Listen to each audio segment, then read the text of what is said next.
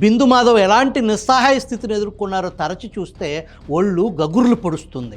YCP కార్యకర్తల్లాగా పనిచేస్తున్న కొందరు డిఎస్పీలు, సిఐలు కింది స్థాయి సిబ్బందిని కొనసాగిస్తే ఎన్నికల నిర్వహణ కష్టమని బిందు మాధవ్ సవివరంగా నివేదిక సమర్పించినా కూడా కసిరెడ్డి వారిని బదిలీ చేయలేదు.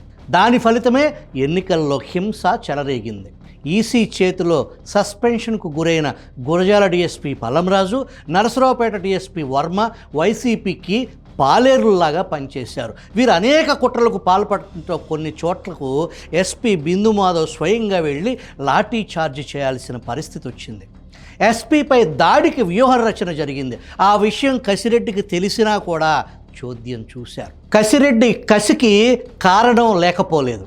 గరికపాటి బిందు మాధవ్ ఇంటి పేరులో గరికపాటి ఉండటం, జగన్ రెడ్డికి బాగా ఇష్టమైన సామాజిక వర్గం కమ్మ కులం అని భావించటం మొదటి కారణం. కానీ జగన్ ప్రేమించే కమ్మ కులం కాదు బిందు మాధవ్, ఆయన బ్రాహ్మణ కులానికి చెందిన వ్యక్తిగా తెలిసింది. కానీ అక్కడే సజ్జల రామకృష్ణారెడ్డికి ఒక పెద్ద చిక్కొచ్చి పడింది. బిందు మాధవ్ శ్రీమతి డాక్టర్ అలేఖ్య కమ్మ సామాజిక వర్గం. వారిది ప్రేమ వివాహం. ఆమె భారత ప్రభుత్వంలో సైంటిస్ట్గా ఆంధ్రప్రదేశ్కు దూరంగా పనిచేస్తున్నారు. కానీ జే గ్యాంగ్కు నచ్చని ఆ సామాజిక వర్గం కాబట్టి 5 ఏళ్ల వైసీపీ పాలనలో బిందు మాధవ్ను ఫోకల్ పోస్టింగ్కు దూరంగా ఉంచారు.